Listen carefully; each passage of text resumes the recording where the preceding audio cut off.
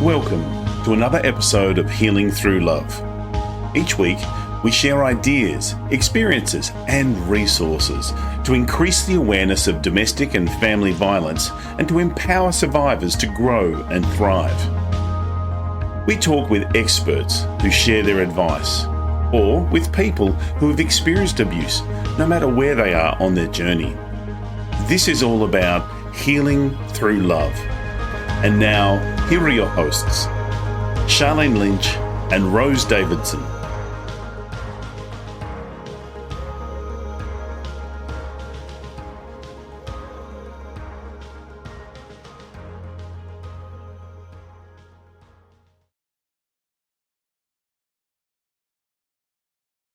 The Healing Through Love podcast with host Sharlene Lynch and Rose Davidson would love to acknowledge Global Glamping Charities Incorporated for generously supporting this podcast. Global Glamping Charities, solving homelessness in all of its forms. Reach out to them at globalglamping.org. The Healing Through Love podcast with Sharlene Lynch and Rose Davidson. Our guest, Erin Riley, shares with us how we can recover from narcissistic abuse and find self-love in episode 54. So when I have an unproductive thought or a ruminating thought or an anxiety or something like that, I will sometimes, you can laugh at this one. This is a crazy trick I have. I pretend I have a horse tail and I just slap it into like the space. So you're an idea, you're a thought that doesn't belong here. So I'm not even giving you permission to be here for 2 seconds. Out, right? And it seems to work. And if you have to do it again and again a few times. So if you just have the awareness that you can control your thoughts, you have to say your thought and you are intrusive, you're unwelcome, and you're not helpful. So go away, right? So, yeah. The Healing Through Love podcast with Sharlene Lynch and Rose Davidson. Hello and welcome to Healing Through Love. I'm your podcast host, Sharlene Lynch from charlenelynch.com. Healing Through Love is here to help victims and survivors of domestic and family violence, wherever they are on their healing journey, find more fulfilling and a more meaningful life. We interview experts and survivors who share their personal stories and offer advice to those who have experienced abuse. As well as Healing Through Love podcast, we hold annual Pamper days here in South Australia for survivors of domestic and family violence. Local businesses come together and pay it forward, providing their services and resources for the day to give our survivors a much-deserved day of indulgence. Think day spa on steroids. We're very proud to say that Healing Through Love has now gone global.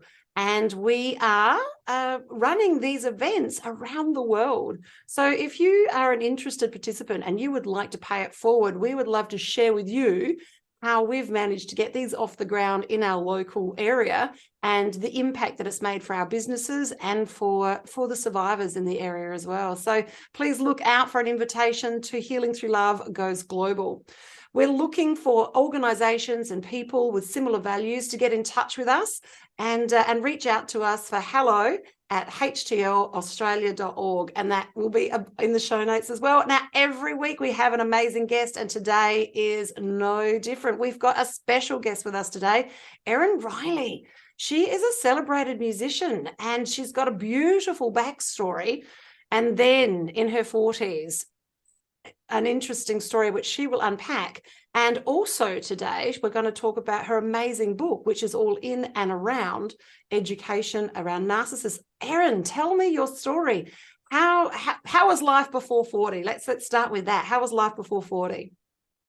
Well, first of all, thank you for having me, Sharlene. It's a pleasure to speak with you today. My life was like a roller coaster before 40. So if I could sort of break it down into decades for you just as quickly as I can. I was born and raised in Manhattan. I was born in 1959, so I was raised in the 60s in Manhattan, which was very progressive and very cool. Both of my parents worked. My father was an actor, so he worked very intermittently. He spent a lot more of his time hanging out at the bar with the other actors, hoping to meet, like a contact or an agent or something. So my mom became more of the breadwinner of the family. And ironically, my mom was like a couture runway model. So very alternative parenting style and family. My younger brother is about a year and a half younger than I. We were left to our own devices to raise ourselves in New York City. Our parents were gone. Parenting wasn't really a thing to them. I don't think either one of them really wanted to have children, certainly not my mom. So my brother and I kind of roamed the streets of Manhattan as kids in the 60s. I used to take the bus downtown to the Village. I lived on the Upper West Side. Bus down to the Village to take dance class by myself at 6, 7, 8 years old on the bus, on the subway, like nothing. And so I think in growing up that way, I developed a lot of survival skills, right? I'm in a dangerous city and I'm a little child by myself. So I've got to be hyper aware and hyper vigilant. That's, a protective device, but not always the best thing sometimes to have your brain so much more powerful than your instincts and your feelings. All right, so that's up to 10.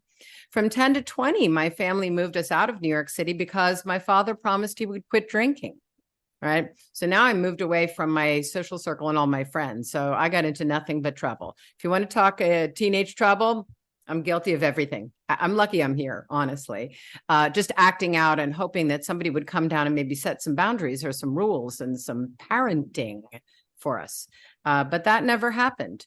So then there were a lot of big family traumas that happened around the end of my teen years. My father fell down a flight of stairs from drinking. My mother abandoned us. Other terrible things happened. So I ran away to California. I was like, I'm getting out of here. So I moved to Los Angeles, and I was only 19 years old at the time that I arrived in LA with about $32 in my pocket.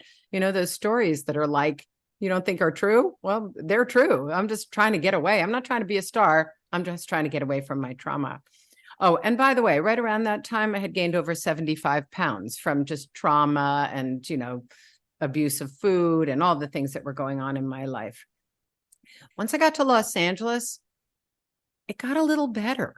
I feel like you actually can run away from your problems temporarily. And I did that. I was distracted. It was fun to be in LA, and I broke into the music business. I just luckily met a disc jockey from a radio station, and we started dating, and I started hanging out with him. Next thing you know, I'm working at the radio station. So that's kind of how my career in the music business started. And around the time I think I was maybe 23 years old, I was fortunate enough to get a huge job in Philadelphia. And I flew all the way back from Los Angeles to Philly to take a job that was called music director of a big Philadelphia radio station called WMMR. And my job was to choose all the music for the biggest rock station in just about the whole country, bigger than stations in LA and in New York and Chicago, even bigger markets, because we owned the market. Philadelphia was all about WMMR. And I got to pick all the music, and I got to meet all the rock stars. I got to travel, had a wonderful life, had my own apartment, freedom to do so. All the weight had come off by then because I was happy and I was becoming what I thought was myself. And I was feeling seen more than anything. I felt seen and respected because of my position, something I hadn't felt as a child. So that really carried me through the next next decade or so until I was 30.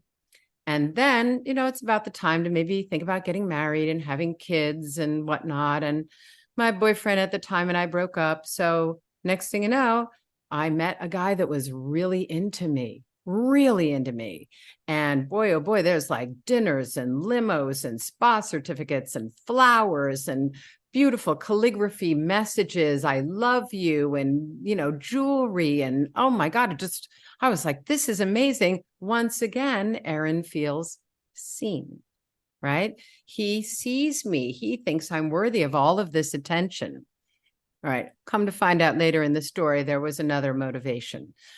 We ended up divorcing. Turned out he had maybe not been quite truthful with me. Some things like he had a felony criminal conviction. He hadn't paid taxes in over 4 years. And he was pretty seriously alcoholic as well, like Dad. No surprise. We divorced after 6 years, but we did have a child. I got back in the music industry, did a few things there, and it was at age 40 that I met my second husband. And I thought to myself, boy, this guy is so different than anybody I ever met. He's so shy and awkward with women and kind of uncomfortable. He'll never cheat. I thought he's different. He's kind of husband material.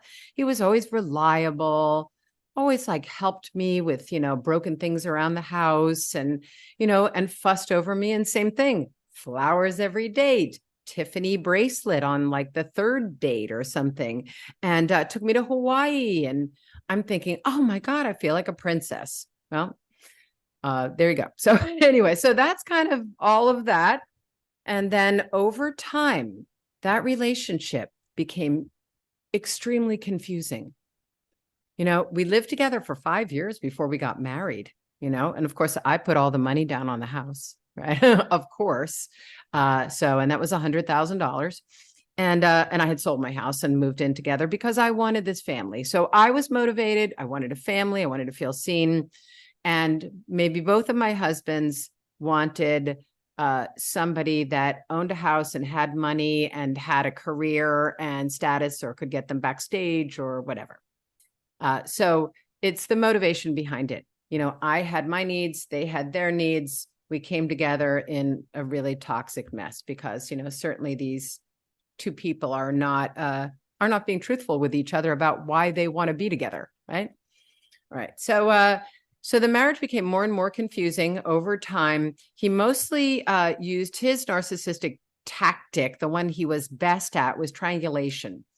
He had a daughter and she was preteen, and he would pit us against each other for his attention, and he would poison her mind and then my mind. She said this, just so he could keep control of that narrative. And that ended up, what we fought about was all the time about the daughter, which was a total distraction to the fact that he was probably socking away money and had porn on the side, a couple girlfriends, who knows what else was going on.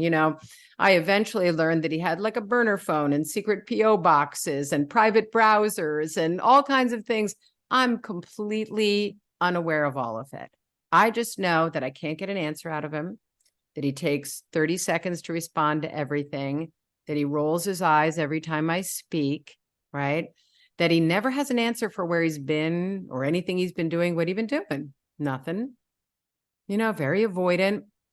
So I started searching the word avoidant, thinking, well, that's what he is. He's avoidant, and sort of skipping over the fact that he's also arrogant, dismissive, secretive, and these other qualities as well. But in researching avoidant, the term avoidant, I came to avoidant attachment, and I thought maybe that's him and what's going on with him, and did some looking into that. And over unpacking all of the behaviors and all of our experiences and all of the things that happened between us over the 20 years, I started to come to the conclusion that maybe he was a narcissist or had borderline personality disorder. So the very end of the story, I'm not letting you get in, am I? I'm telling you the whole story. We built a custom, beautiful home on an island off the coast of Panama. Beautiful home overlooking the Caribbean, hand-carved, stained glass, gorgeous, gorgeous home. And he kept promising me that he was going to be kinder to me. He's under all the stress, the jobs, and I owned a business, and it was so much work. And once we get down there, everything will be great. The United States is a terrible place to live. And, this is going to be paradise. And I wanted to believe him. But before we left for Panama, I asked if we could go to maybe our 7th marriage counselor by then, because the first 6 ones, just 6 of them thought he was charming and we didn't understand what the problem was. I must be the problem, because he would just sit there and go, but I love her. I'm just trying to make her happy. So everybody believed him and took him at face value. But this last one, he took one look at us and he said, something doesn't add up here. Let's do psychological testing. And that's when I got my answer, that my husband was narcissistic, borderline, sociopathic. And it said there were narrative phrases in this report on him that said he has no capacity for love or tender feelings and derives great pleasure from seeing others suffering and downtrodden. And I just had to look at that over and over again and go, I've been living with that person. I thought that's what I was looking at, but until I saw it like yelling at me right in my face, I had to go, okay, I'm not safe going to Panama. I can't go to Panama. Even the psychiatrist said, don't do it. Don't do it. He's trying to isolate you down in Panama where he's fluent in the language and you're not. So he's trying to isolate you from friends and family and a support system where he has control over the language and the money and your every move pretty much. So don't go. So when I refused to go for a while, I said, I just want things to calm down. He started unraveling the whole thing, like credit cards down, phones down, Costco down, passwords to TV down, bank accounts moved, money moved, divorce, boom, all gone. And then within a month, there was another girl living in my house in Panama. So that's my whole story. Sounds like a movie.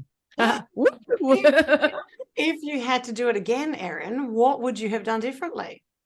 Trust my instinct, Sharlene. That's what it's all about. And that's the message that I'm here to convey to people. Every person on the planet has like a little internal radar system that was custom built just for you, right? It's like magic. It's inside you. It only knows what's right for you. It doesn't know what's right for somebody else, but it knows what's right for you. And you need to learn how to tune into it. And when you're do that, Erin? Well, I would say that one of my best tools has been yoga and meditation, and trying to learn how to control my thinking and even learning that I could control my thinking. I had no awareness that you can tell your thoughts to get out of your head, kind of. You can just say, I'm sorry, you're not a helpful thought. You're not serving me at this purpose. Your brain is just playing around with you and tricking you all the time. And, you just have to keep control of it. So when I have an unproductive thought or a ruminating thought or an anxiety or something like that, I will sometimes, you can laugh at this one. This is a crazy trick I have. I pretend I have a horse tail and I just slap it into like the space. So you're an idea, you're a thought that doesn't belong here. So I'm not even giving you permission to be here for 2 seconds. Out, right? And it seems to work. And if you have to do it again and again a few times. So if you just have the awareness that you can control your thoughts, you have to say your thought and you are intrusive, you're unwelcome, and you're not helpful. So go away, right? So, Erin, so that's what I do. If you met your husbands now, then, would you have even had a relationship with them? No, not at all. Not at all. In writing the book, Sharlene, what I had to learn was what was it about me that either made me attractive to these men or made them attractive to me? What is this? And so in writing it in a memoir style, and the book is called A Dark Force, 20 Years with a Covert Narcissist, I took it all the way back to my young childhood, and I was able to connect the dots of, being a neglected child, being an ignored child, wanting to feel seen and heard, and wanting attention, and craving love, craving it. So in doing that, I also came to this very, very sad realization that my mom's style of non-parenting was more harmful to me than even my alcoholic father. My alcoholic father was depressive and unavailable, but he wasn't harmful really in any way. He was just kind of sad, like Eeyore, right? My mother, on the other hand, was more manipulative and more selfish, and she would stonewall me. She wouldn't respond to me. She'd say, well, you should just figure that out yourself and walk away. Like, don't even care. If you're sick, like, I'm busy kind of thing. And so that created a tolerance in me for that kind of behavior. I learned to not expect a response, right? I ask you a question. If you don't respond, I can't control that. I can't make you respond to me, and I have to just accept that, right? And that's not the case. There's a different step in here, and that is, I ask you a question, you don't respond, it makes me feel not seen and heard, right? I feel bad because you're not acknowledging what I'm saying to you. Now stop there with the feeling. It makes me feel bad. It's not good. Get away from things that make you feel bad, right? But instead, I came from this background where I would tell myself, oh, well, you can't expect an answer. And, they didn't mean anything by it, and just move on and keep yourself busy and whatever. So that I didn't have to really face the fact that it was important for me to maybe prioritize myself a bit more in the world. But I've learned that lesson the hard way. And I'm here to hope that I can communicate any kind of tools to people so that they can skip over some of the painful parts in life, and learn to trust their gut so that they can recognize what they deserve. Yes, listeners, now, when you're listening to this, we're not pointing the finger to say that you are responsible for the situation that you're in. For those of you who know my backstory, you know that I'm no stranger to both family and domestic violence. What we're saying is that you have control over your thoughts. What we're saying is that you do have a level of control. Yes, you still need to make sure that you're making decisions that are safe for yourself and the children, but you do have control over your own thoughts. And we're not saying that you're behaving in a particular way that's attracting these people. Yes, and life happens for you, not to you. And when we can live above the line and take responsibility and shift the way that we think about everything, then we vibrate at a different frequency, and those who want to do us harm aren't even interested in us.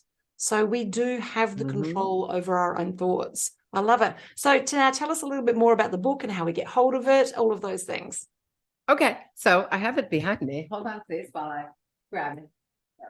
So I'm very proud of it. It's self-published, and I wrote it in 4 months, which is also kind of a crazy thing. And then I'll tell you how I wrote it, because it's actually an interesting story, I think.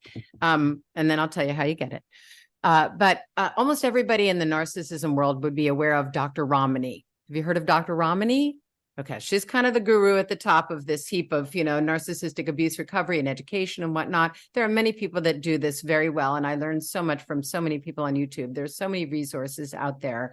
If you just get a hint of, this is what I'm dealing with, there's a lot of information that will help you. So Dr. Ramani suggests writing what she calls an ick list.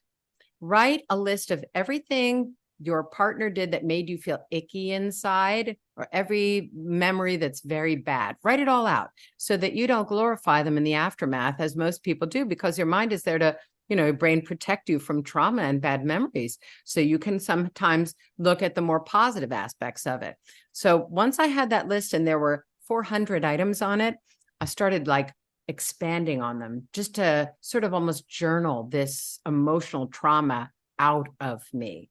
And that's another thing I highly recommend, journaling and writing everything. But it started with Dr. Ramani's ick list.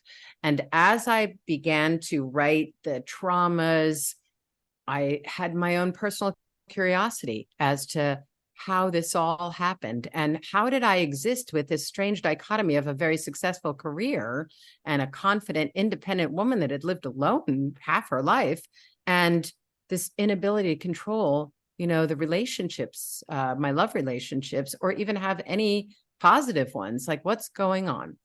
And as my mom said to me, your dad may have been an alcoholic and whatnot, but it wasn't vindictive like your husband's. And then I thought, who's the vindictive person in my life? And I realized it was the mom. And, I love her. I love you, Mom. But, she definitely, she was maybe not meant to be a mom.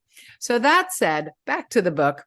It came out in December of 2022, and it's doing really well, and I'm really, really proud of it. A lot of people relate to the stories, maybe even my age group. I put a lot of just social references in it just to give it some time and space and whatnot. But yeah, you can get it on Amazon. You can get it at Barnes & Noble. You can get it in bookstores. You can order it from a bookstore, and you can get it on my website. And the website is darkforce.com, where I sell copies of the book that are autographed, but I also sell, hold please, it's just a joke, voodoo dolls. Because it's just a little fun thing. Because you know what? If you go through a lot of pain in your life, laughing is the best medicine, right? Laughter is the best medicine. So, and they even teach that in yoga. Sit in a yoga class and just belly laugh, because you will instantly start to smile and feel better. So I try to do all those things. And my final recommendation for all of your listeners is get a dog. The dog.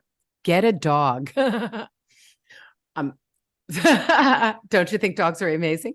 I love dogs. I love cats. Yeah. I love all animals. I love all animals. Yes.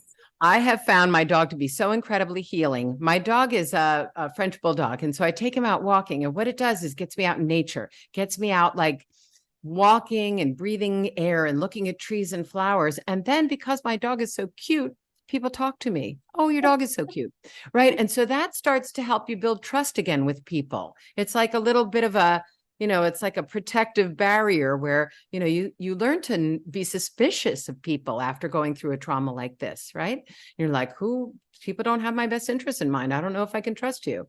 But anybody who smiles at a dog and says hi to a dog, probably okay. I love it. I love it. Yeah. I hear guys use it to pick up chicks too. So and they do. Works on every level. I love it. So right? Get it. This is fantastic. So story is resonating with you, then, reach out and get the book. The details will be in the show notes and also in the description so that you can just press a button and follow through. I love it. Now, what would be, going through this amazing journey, because we're both, I'm going to say over 50, what would be your words of wisdom to our listening audience here today so that they don't have these level of pattern repeats? What would you say is, the one thing that they need to know to move forward? Well, I have two things that I tell you, but I already used one. So my other one is love yourself first. And that doesn't mean in a selfish way. It just means check in with you. That's all. Before anything happens, before any decisions are made for you by others, or you allow something to whisk you away, but just slow down for a second and go, how do I feel about this? And that leads me to that second thing that I say, which is trust your gut. You can't just do that automatically. Sometimes you can tune in a little bit better. But if you slow down in life, take a deep breath, your gut will kick in. You got to give it a little bit of room, a little bit of time and space to be able to tell you what's right for you. And what's right for you is what makes you feel good, happy, seen, loved, safe. That's what's right for you. That's so true. I'm recently, Erin, married just like a couple of months ago. And interestingly enough, that we dated when I was 21 and it wasn't the right timing. And so now in my 50s and he's almost 60, we met and fell in love all over again, and now married. It's amazing what that space and time, those number of decades between the 34 years can make. And are we different people? Yes and no. We're still the same, but it's about the timing too. And look, from what I understand, the research shows that people are marrying later as well. So women are seeking a career. They are off doing other things, getting an education, traveling, and then they're deciding to get married. So we are seeing a tendency in people to get married later as well. I know it's a socioeconomic thing as well, but there seems to be a trend towards getting married later. Gone are the days, I'm Irish descent, gone are the days you'd be married at 12. Thank God for that. Oh my God, I can't imagine. But I love your story because, from my own life experience, which I've only had to kind of look back on by writing a memoir, I realized that as traumatic as, teen years are for everyone and your young years are for everyone, in ways it's before most of the difficult things in your life have happened. There's sort of like a purity, and the people from back then know a more pure you that's not been affected by all of the experiences, good and bad, that you've had in life. And so there is that little familiarity. I thought I didn't really have friends in high school, but when I run into my high school friends, I feel almost closer to them. It's like you knew me way back then. Yeah. So I love your story. I love your story. It's beautiful. I love it. And interesting, both of my bridesmaids were friends that I've had since the beginning of time. So, and they've known me through the whole process. So that's beautiful. I love that. Oh, yeah. I love it. So what's next? Happy endings. Yeah, it is. Yeah. Happy. Oh, and I went to see Taylor Swift last week. So, right. So we can all do that. I went to see Taylor Swift last Saturday. I love it. She got it from me, I'm saying. I bet she did. Erin, tell me, what's next for you? Is there another book? Are you going to be doing a speaking tour? What's next for you, Erin? I actually have a whole lot of stuff going on as a result of the book. So doing a podcast interview, I did one on just rock and roll, and I got hired to do a TV show on Amazon Prime from it. Yeah, how'd that happen? So yeah, this guy has a recording studio and he has a reality show where they record bands in 2 hours, right? So it's kind of a rush to record a song. And it's a whole contest thing. And he starts it on his website. His name is Otto, and the website is therecordingartist.com. And it's also on Roku and Amazon Prime. And he offered me a job as the music supervisor. He and I hit it off on our interview. And then he asked me to give him a little bit of feedback, and we hit it off, and he thought we had a great similar vision about the future of the show. And so now I'm on the show. So I'm on season 2. And the other thing it's exciting and fun. You know, everybody loves the concept, and I really think it's going to fly. He did 1 season, but I think the second season, I think we got something. He does a good job at it. And the other thing I'm working on is called womenwhorock.com, which is an all-female centric radio station. And it's all the old radio DJs that I've known for 30, 40 years from all over the country. I'm going to be doing a podcast on that network when it launches in September, called Nevertheless She Persisted. And mine will be women's survival stories of all kinds. Doesn't have to be just narcissism. Women are resilient, and they should rule the world. We would be in a better place if we were. Did I say that? Just one girl's opinion. Erin, you said that. So I like featuring women. I love, I love men and women, but I really love, I love my girlfriends. They really have carried me through my entire life. So I'm so grateful. Just like you were saying, you had your bridesmaids. They've been with you your whole life. It's so There's true. really something to that. The sisterhood. I love it, Erin. And I love wellness practitioners. So I keep myself busy with lots of wellness practitioners. And this is a beautiful podcast to have the opportunity to connect more deeply with people that make a difference for this world, because I really believe our mission, Erin, yours and mine, and people like us that are heart-centric, is to raise the frequency of this planet. And we're doing it one book at a time, one speaking at a time, one action at a time. We're helping to raise the frequency of this planet, and we're creating a better planet. So I know that we're doing the right thing. I love it. It's worded exactly that way in my book, exactly about raising the vibrational energy of the planet with love and whatnot, and just, being true to yourself and true to others and whatnot. Yes. And it heals generational trauma. My family trauma goes back multiple generations, lots of martyrdom and whatnot. So people can relate to that, and then there's a cycle breaker. Somebody needs to be a cycle breaker, and that's you and me. We take on a lot of pain as cycle breakers, but our work is important, and we're here to help. Just anybody that wants to listen, that is helped by us. That is rewarding to me. So. It is true. Energetic research shows that when you break a cycle, you break it 700 years in the past. Now, hard to get your brain around. I know, yes, and it's still true.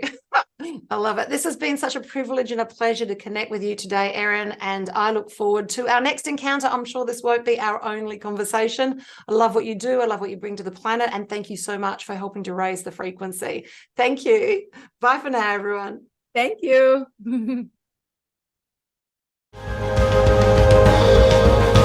Thank you for joining us for this episode of Healing Through Love.